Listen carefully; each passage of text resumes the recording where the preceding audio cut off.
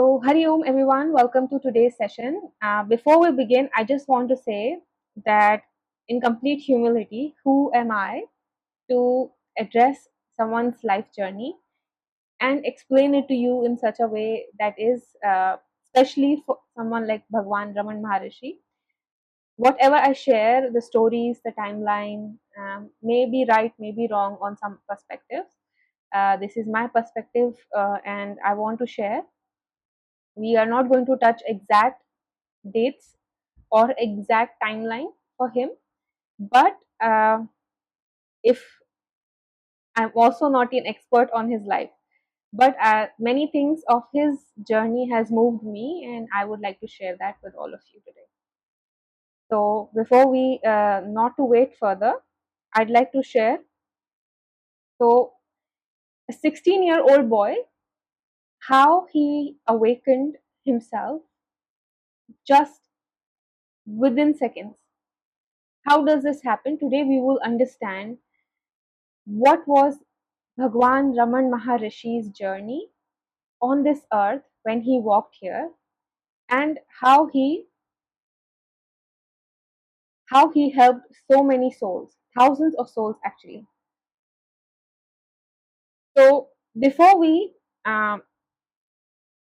I think basically just going through a little bit of facts so that neither facts are important for our journey to understand ourselves, our self inquiry. We don't need exact date and timeline, but he was born on 30th December 1879 and in Tamil Nadu, Orthodox family, Brahman. And his father was a court pleader, mother was Algamal. Here he was a normal person. You know, all the saints when they start their journey, they are living a regular life, like how we covered J. Krishnamurti. He was also an ordinary boy, just like that. When his father passed away, he moved to Raman Maharshi ji. He moved to earlier name as Venkat, by the way. So he moved to his father's side of the his he and his brother moved together to his father's side, and there he see a lot of things. Still ordinary, going to school like a regular boy. One day, his uncle bought him like a book of spiritual leaders, and he was quite amazed to see there. And then there he also discovered Arunachala, which is the whole concept that I will tell you what is Arunachala Shiva and the mountain where he actually spent rest of his life. So there he discovered briefly. See, all these things come in place. He was living a normal life. His father passed away. Then he moved to his uncle, and there in his in Madurai, I think, yes. And there he did continue his schooling with his brother. One day, his uncle brought a book, and then he gave it to him. There was a lot of 14, 15 saints and sages. There he discovered the mountain Arunachala. How it has to come to him, you know, how the medium is created that he is getting aware of this thing. There he read about it. Then one day, I will show you what practice of abhyas, how abhyas looks like in day to day life, how it gives you something. One day, 16-year-old, suddenly he starts feeling fear of death, that he is going to die. Now, an ordinary person, any other person who has not been into spiritual seeking path for many births, what would they do? If a 16-year-old boy feeling like he's going to die, what he would do? He would go to any of his elder and share this. Maybe they will console him, take him to her doctor or something. What Venkat did was he inquired. He lied down and pretended to be dead. This is abhyas, my dear angel. Who told him to do this? There was no guru to guide him. There was no one to tell him to do this. Maybe in previous births, he has done this internal seeking. of who am I, many, many births. Like Buddha used to say, when he got enlightened, people asked him, how did you get this? He's like, I saw my past births, I was seeking the same thing, all my births. Similarly, this practice of abhyas, he get fear of death, and immediately what he does is he lies down and he sees who, if even if my body is dead right now, still there is someone alive. Who is that? Who is that thing inside of me that even if the body is dying or dead, still there is an identity present? Then who am I?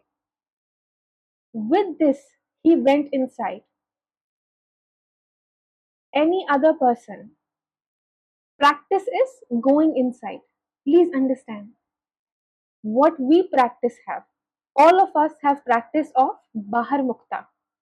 If something happens, any situation comes, we look outward, we blame others, we seek solutions outside, we seek, we become victim and we seek someone to put a blame on. That his fault, this fault, that fault. But his practice has been to seek inward. So when this happened, when this situation came in front of him, a 16-year-old boy, very important for you to understand that age is extremely important. How does this happen? You have spent 50 years, 60 years, 80 years, nothing has happened. People have left you, you have gotten hurt. So many things you have gone through, yet you never looked inward. Who is getting upset? Who is getting angry? You never went inside. But a 16-year-old boy lost his father, moved to his uncle's house, living in Madurai, going to regular school. One day, suddenly, fear of death comes in. Of course, from all the past situations or something, suddenly some fear came inside of him. Just like how Shiva suddenly had calm inside of him, or calm tried to conquer him, and he burnt. He went inside and burnt the calm. Same way, he went inside and burnt the fear. Like, who is this? Who am I truly? And that is what awakened him. Simply knowing, he just got awakened and became fearless in that moment. He still spent his day there in that house. Whatever he used to eat, it used to feel like he's just feeding the body. That's it. Goes to school, he doesn't do anything. Sometimes during classes, he goes into meditation, going inward, because he was enjoying being inward. Now, with this, he suddenly felt that, I think his brother said that if you don't want to do anything here, if you don't want to do your worldly duties, then just take sannyas. Why are you here? So, without telling his family, he just took some money for his train ticket because he wanted to go to Arunachala from the book he read. Like he said, the mountain was calling me. The mountain was calling me. Took the train. Obviously, there's a very long journey that he didn't have the full money to go to the whole train. So he went down, took bhiksha somewhere, and then a lot of things he did, and then eventually he reached there. Before we go into his journey on what he did on the Arunachala, I want to share that the mountain itself has a very deep background. It is not that it was not known before Raman Maharshi. That mountain attracted a lot of people, a lot of bhakts. Old story being, I think, I don't know if you all know this, that there is Brahma and Vishnu arguing who is bigger, you know, who is more superior. So sometimes, Devi Devtas also have little bit of arguments going into the negative direction. Ego comes in. So they are asking who is bigger, Brahma or Vishnu. So in the middle, there's comes a very big ling, which is Lord Shiva, and both of them went to find the end of it. Whoever finds the end is the quicker. Nobody could find the end. That was the light that came in of Bhagwan Shiv. From there, when the light subsided, cooled down, it cooled down to a mountain, which is now called as Arunachala. It's in Tamil Nadu. You all can go and see if you take blessings. It's covered with Shiv temples all around. So this myth started. It's from a spiritual myth from there. The hill is described as in Skand Puran also, which is Arunachala Mahatmayam, in over 2000 verses. So it's not just that it was waiting to be discovered with Raman Maharshi, but Raman Maharshi was attracted towards this as a form of Supreme and Lord Shiva. In this, when he went there, he lived in many, he didn't have food, so he didn't have money. Whatever money he had from selling his jewelry or other things, I think there is a pond there, he just gave it all there. That was the last time he touched money or something. He abode to his life as sannyasi. That is what he told his family as well. He told his family that I am going to seek my father to understand who am I. And that's how he left there. Early years, I think one of the things that strikes people is that there is a temple. I have also been in that temple. When you go down, there's a Lord Shiva, and he used to sit there and meditate for hours, losing consciousness of his body. There were ants and worms almost eating him, and he had no idea.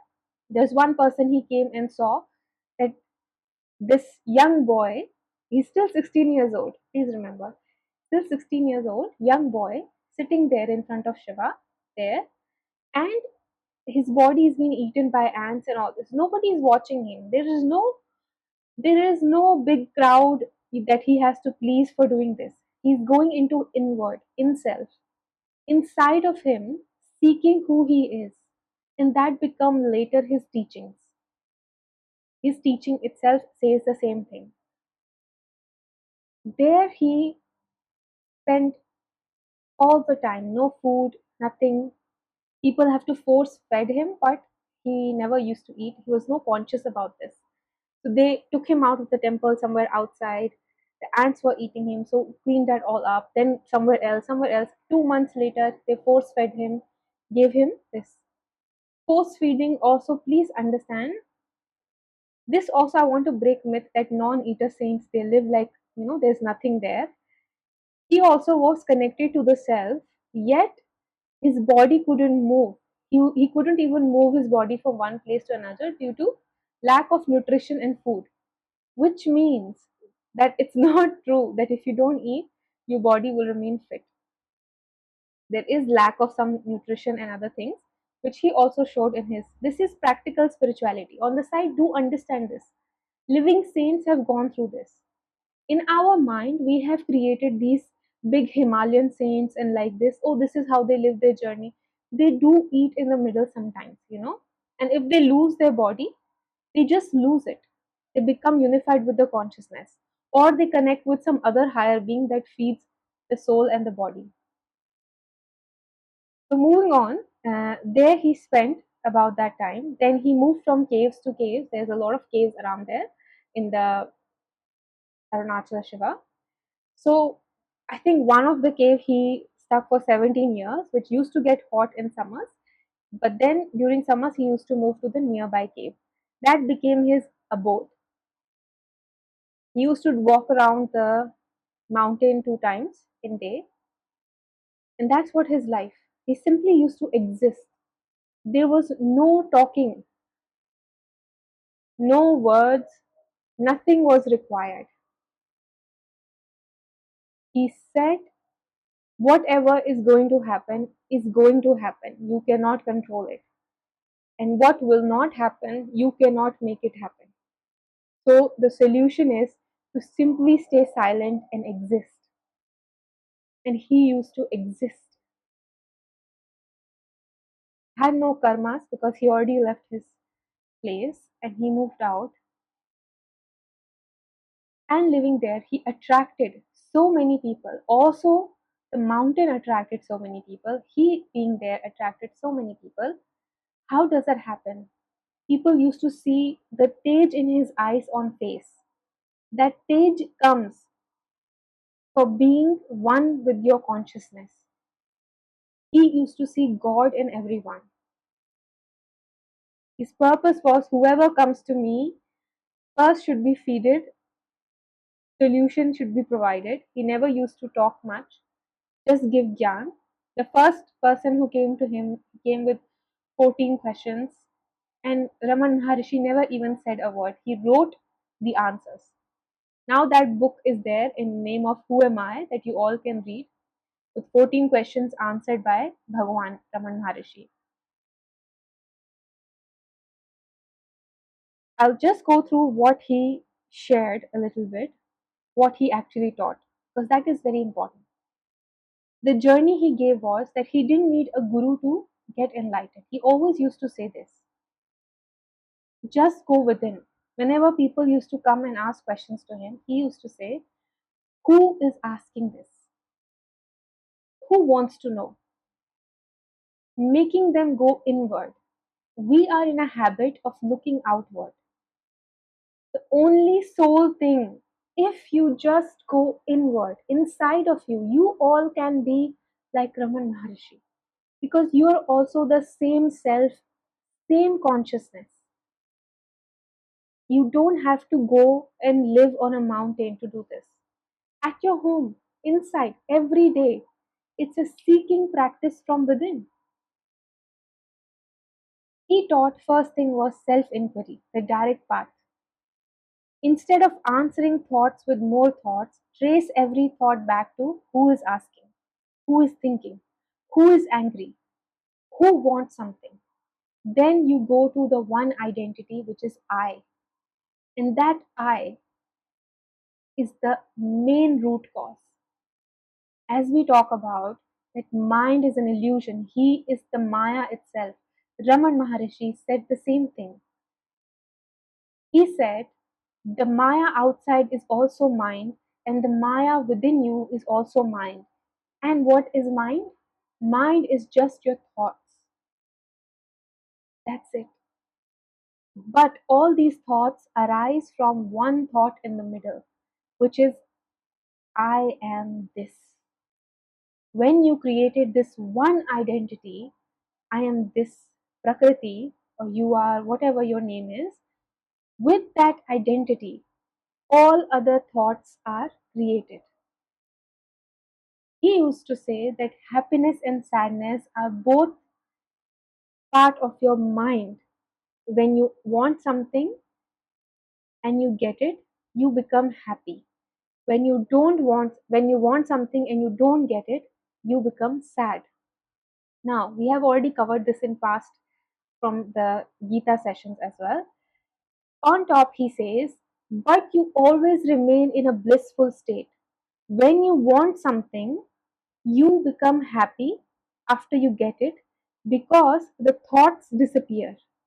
It's the disappearance of the thoughts that make you happy.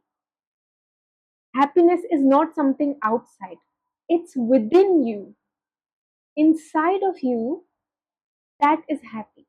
That's always happy.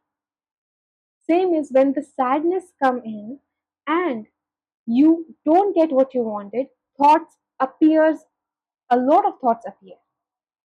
But when you find the solution for it, again thoughts disappear and then happiness comes again. So the appearing and disappearing of the thoughts is what that is causing everything within your mind. And mind is not a separate entity, it's just created itself. It's such a powerful thing. If not watched, if not observed, it creates an identity of itself. And that is what creates all the problems. Actually, you are already an enlightened being. You already received the self. You are the self. And that is what Raman Maharishi's biggest message to all of us. Seek within, who am I? This is a practice you have to do. No one can do that for you. No one can give moksha to you. This is what I tell you. I can give you anything. If you want punya, I can teach you how to get punya. If you come here, you will start getting good things in your life. I can give you anything except moksha, because moksha is something you have to do. That's in your hands. And the more time you take, the more time you stay away from yourself. So the first thing is Atma Vichar, that he says, self-inquiry. Go within and ask, who am I? Second thing he says, silence. Mourn the real teaching. Now the silence doesn't mean silence here. Please understand. It always doesn't mean silence here. The silence of the mind is what actually we need to achieve. How do we achieve the silence of the mind? We also talked about it yesterday.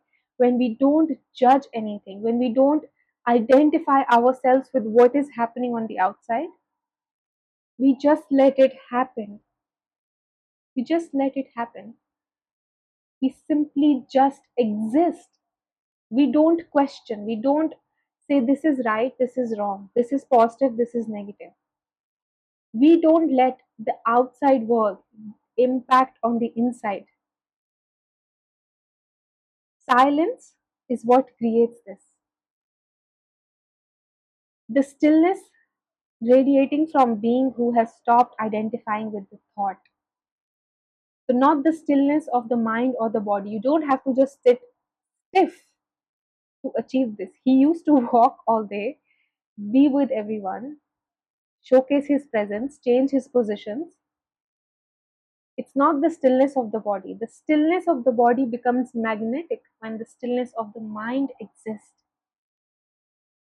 When an enlightened being walks, talks, behaves, moves, there is magnetic attraction in him. That attraction comes from the stillness of the mind. Third thing is Gyan and Bhakti. So he didn't rank knowledge above devotion. Please understand, he used to say, go within and seek Gyan, but he never ranked Gyan above devotion. True Bhakti, he taught, is the love of the self. The self is not this body self. Self is the supreme. True Bhakti to the self, which means surrender to the that self. What you have to surrender? Your thoughts. Because your thoughts, fear, aggression, anger, all of that is here. This is where everything is. This is where you consume 30 to 40% of your energy. Next thing he said was the Guru is the self. A significant departure from the tradition, Ramana Maharshi insisted that the real Guru is the self within. Because a real enlightened person will never make you dependent on themselves. They want you to get independent and free from your bondages. He or she would never bond you with themselves, because then what's the point of getting out? How leaving the bondages from the sansar and going into the bondages of the spirituality? What's the difference? You're still bonded, still not liberated. Only the identity is shifted. Identity first was materialistic, now the identity is spiritual. Not enlightened, not enlightened. Both of them.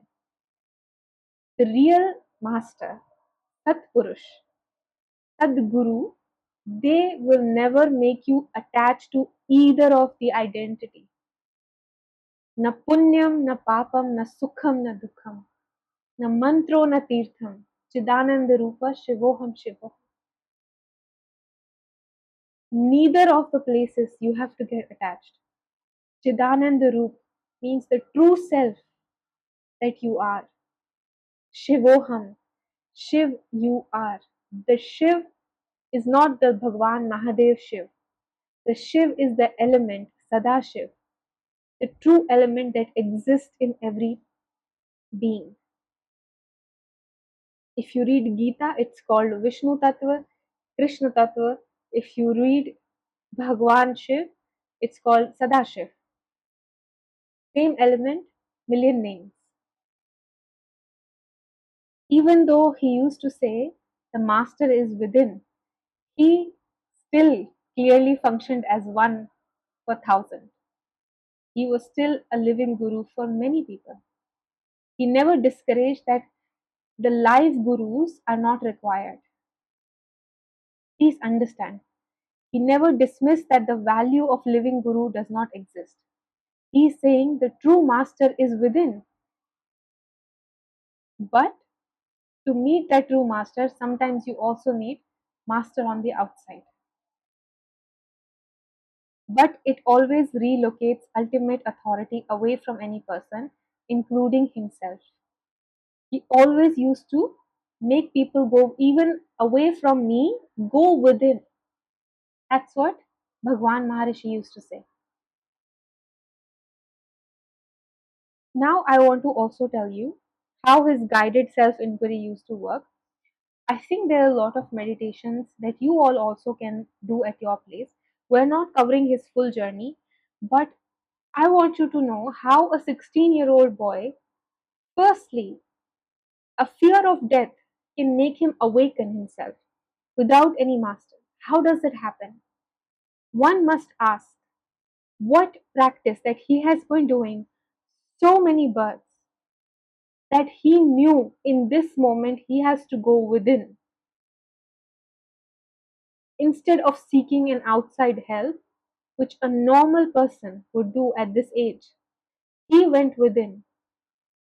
Just few attractive images of Arunachala, which he went there, settled there, did parikrama there for 54 years. So many sages came, seeked his guidance. His mother and his family members also came later, seeking him that he has now become a sage. So they also started living there. When his mother passed away, he actually stayed with her. Many people, he knew there are many orthodox and unorthodox people as well. So when someone dies, you don't eat in that house, you need to clean the house, you need to do many things. So Raman Maharshi knew all of this. An enlightened soul knows how to act always.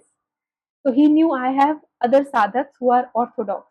So he asked them go and eat food outside because he knew his mother was passing away. But those who were closer to Raman Maharshi, they didn't go anywhere. They understood. So while she was passing away, his mother said that I want to be here with you in my last moments. I want to die in front of you. No matter what, I'm not going anywhere. How does this happen? She gave birth to him. Yet now he was completely different. The man Venkat she gave birth died as a 16-year-old boy in the fear of death and awoke to be Raman Maharishi. She passed away in his arms. He put his hand on the heart and her head, and then he said, liberated. So where his mother passed away and then later cremated, it's down the hill. There it became Raman Maharishi Ashram, which is now also there. You all can go and there's a very big samadhi of Raman Maharishi as well there. It is written, a man without shirt is king of universe.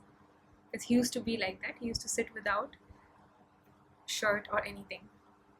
One day, in the beginning when I told you, right, he went and, threw money in the pond near the temple.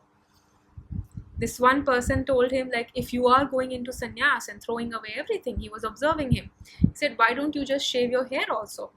You'll be like, look like complete sannyasi. So he took the advice and he shaved his head also. But when he used to go into deep meditations for months and months, his hair used to grow back and, look like a young boy. I'll show you the photos later. So my point being that the journey of this Bhagwan, from an ordinary boy to calling people My God, how does it happen? You can be also like this. There's no difference. What is stopping us? There's a very famous quote: the only thing that is stopping you is you. You are your only blockage. Nobody is blocking you. You are the one causing your own hurdles. When you are already enlightened, you are the supreme self, Tattvamasi. You are that. You are the supreme consciousness. Why you are stuck in these small materialistic problems and calling it a life and calling it your life? This, you ask yourself. You have to do this work. No one can do this for you. You yourself have to take out time. You don't have to go anywhere. You are lucky that you don't have to go anywhere. He also didn't have to go anywhere. He got this in his house. He didn't go to a mountain, took his clothes off, no food, nothing. He remained in his house, did self-inquiry. Then he left, realizing nothing is there for him now. When he passed away, he never said anyone to go away from him. When he passed away, till his last breath, everyone was around him. The seekers were there. He never had any moment of privacy. It was seen that a light is merging with the mountain.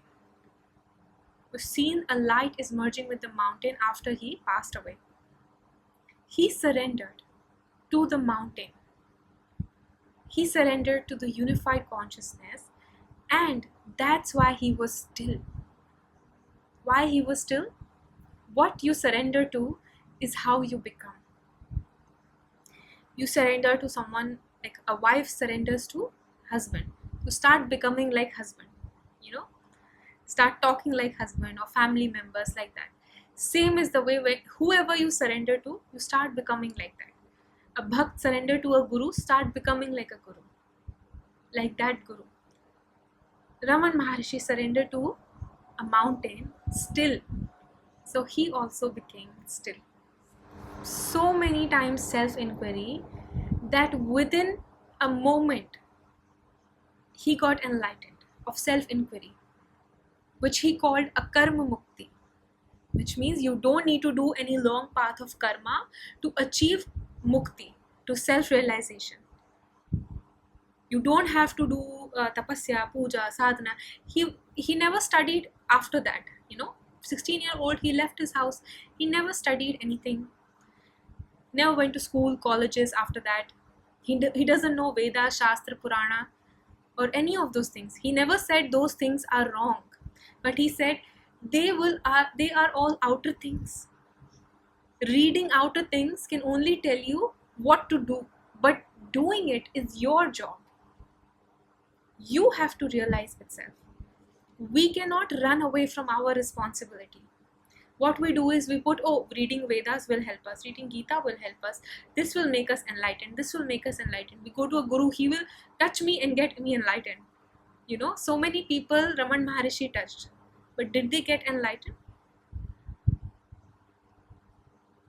This is what we need to understand. Unless done from within, there is a meditation of who am I that is very common in Ramana Maharshi ashram as well. Ramana ashram they call it. So you all can see it on YouTube, and it's constantly asking from within, who am I, who am I, who am I, who am I, मैं कौन हूँ, मैं कौन हूँ, मैं कौन हूँ. Not just as a repetition of lips, but going within and then asking. Everything, every place, every situation, every desire that comes, every thought that comes. But to make that happen, first you need to have Sakshi Bhav.